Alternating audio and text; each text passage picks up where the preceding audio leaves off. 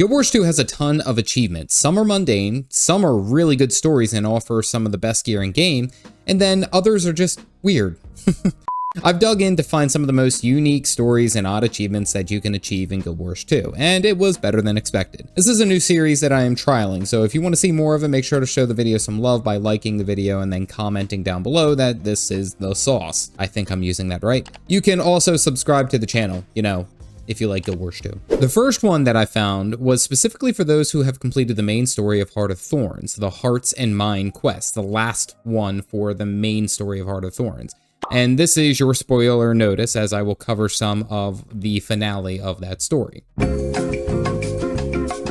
After Traherne dies, you can go and visit his dedication statue in the Grove, the Sylvari capital. Literally, as soon as you walk into the Grove, you can speak with this warden and you'll get a letter from Ridhias, I'm probably saying that wrong, to visit her at your home instance. Since I'm already here, I join right in, and she asks you to produce the broken Kaelbog, the sword that Traherne used. Because this sword has so much meaning to Sylvari lore, she is devastated if you don't have it. Guess what? I think I scrapped the hell out of that immediately because I didn't really use it. Anyway, I got the skin. If you purchase 10 bottles of Elonium wine and give it to the Mystic Forge attendant, you can win back the sword. After you return with this sword, Ridhias says, as the last wielder of the sword, you must recreate the weapon. Much like a living weapon, it will spring to life. Once you agree, this starts two separate achievements, Dream of Thorns and Night of Thorns. Both will need to be required to advance into the latter steps. So first, Dream of Thorns. The Dream of Thorns achievement requires you to go to 11 different locations to find nature moats, each representative of a specific place and philosophy of the Sylvari.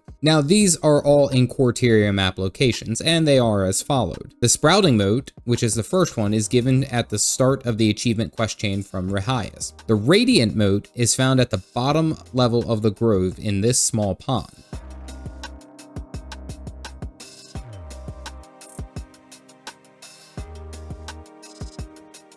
The Serene Moat is found in the northwest section of the Fields of Ruin, outside the Brandstorm.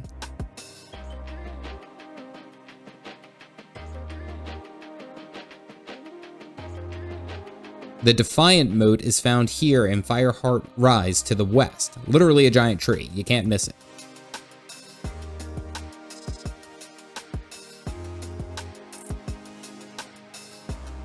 The Patient Moat is found in the northern section of Drytop, near the Oasis.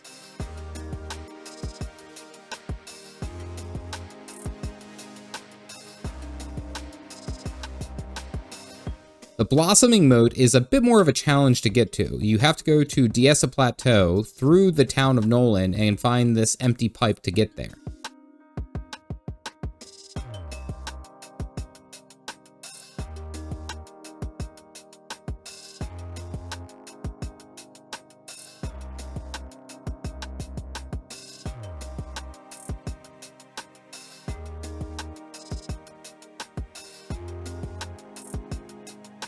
The Determined Moat is found in the Harathi hinterlands and in the eastern section near the hidden Orobon. You enter a small cave and towards the back you will find a tree growing up through the ground and you'll find the moat right there.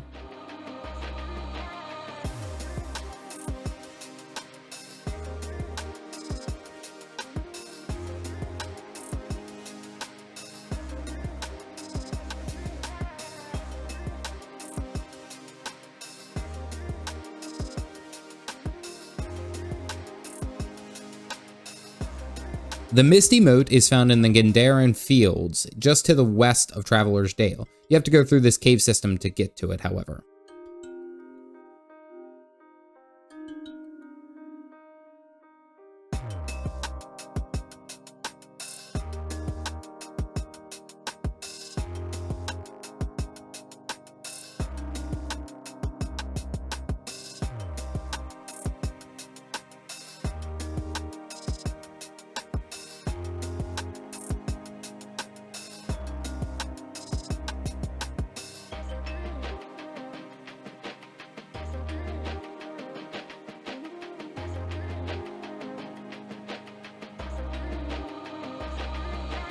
The Pure Moat is found in Kessex Hills, northwest of Cerebroth Waypoint. It's on the cliffside just past the vista.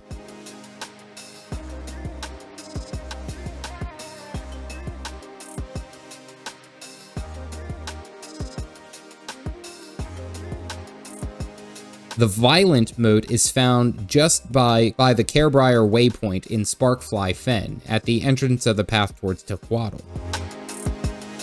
The Shining mode is found in Brisbane Wildlands in the southwest section, running through the Thaumacore Inquiry Center to find a path just to the west of it. Follow it all the way back and you'll find the last mode.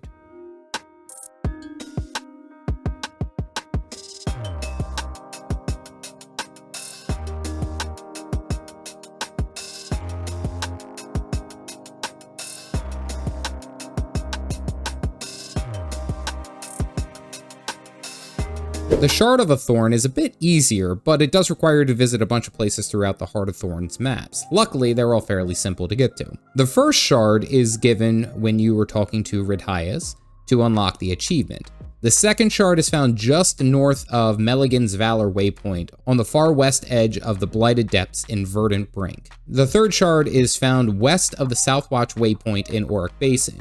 You run through this small tunnel and then dive all the way down to the bottom of this waterfall to find a small cave entrance with a couple of Azura. It is just right by them. The fourth shard is found in the southwest section of the Tangled Depth, and it does require the Exalted Marking Mastery to obtain. From the Dragon Passage point, head north to where you see all the tropical birds that are standing there, and then jump down into the water below. Swim down deep and grab the marking to swim across this ravine. There's a Jellyfish Grotto hero point, and right next to it is where you will find the next shard.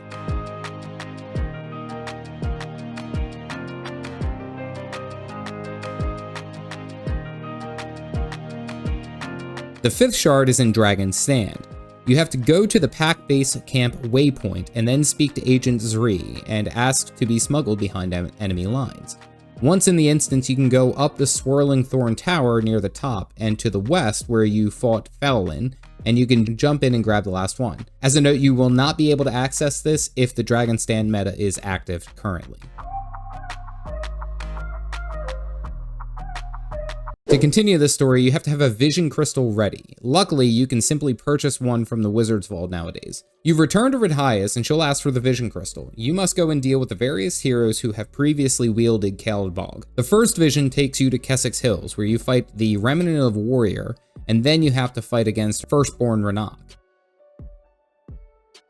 The second vision takes you to the Matriarch's Perch in Verdant Brink, where you fight the Remnant of the Scholar, and then a projection of Traherne. He summons a whole bunch of undead minions, as well as being a fairly difficult champion to take down. The third vision takes you to the Aresian Waters and the Cursed Shore. Here, you have to fight against the Remnant of the Hero, which is a reflection of yourself. Once you defeat the reflection, there will be several echoes all around you. Choosing one will grant you an Ascended Weapon of Thorns that can be used, and it then unlocks the Sword Taxonomy achievement. After the next daily reset, you will be able to go and speak to Ridhias at your home instance in exchange for Caladbog's different versions that you did not select. This is so that you can earn the Sword Taxonomy achievement. Completing the achievement will allow you to use the Caladbog Origin skin, which is the exact replica of the one that Traherne uses during the story. There are two ways to do so: exchanging the weapon and 1,000 unbound magic with Ridhias to unlock the different skins, or having additional characters go through the Heart of Thorns story and then do the Knight of Thorns achievement questline one,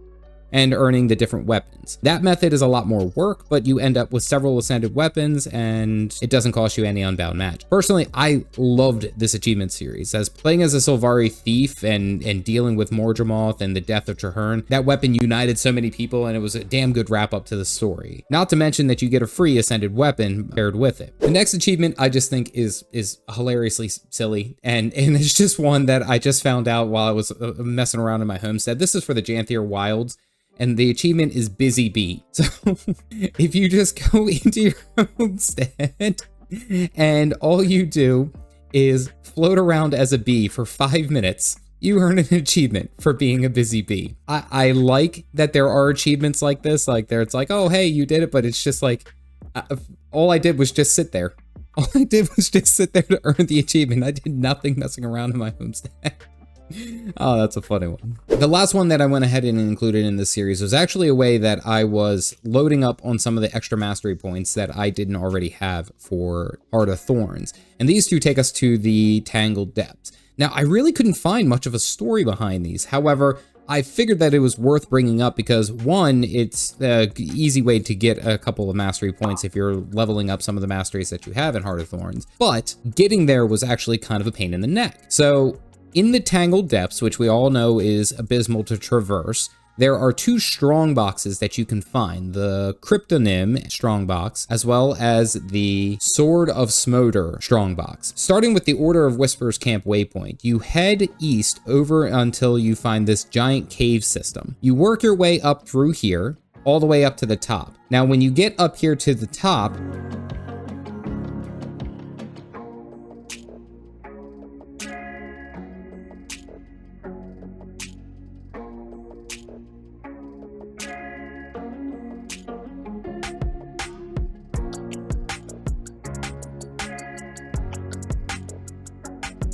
have 2 different paths that you can take, and this requires the glider updraft choice, or if you already have flying down through Skyscale, this is very simple to do. If you go north, you will find the Cryptonym Strongbox, which once opened, it grants you a mastery point. You got to deal with some mobs there, but they're fairly easy to go down. From that same point that you had, instead of going north, if you go west, you'll find the Sword of Smoder Strongbox. This one will also earn you a mastery point, and you just got to deal with a couple mobs for there. I've been trying to find achievements that are fairly simple for you to just go out and find and earn mastery points, especially when they're needed and you've already found all the ones that you can just unlock just by open world. As mentioned, this series is something I am trying to see how it will be received, but if you like the side story and the rest of the achievements in this video, make sure to give the video a like and subscribe to the channel. If you are still trying to figure out what expansion you want to buy, you can click this video here as I list out all the different expansions in the order that I think is the most beneficial. As always, stay caffeinated, folks.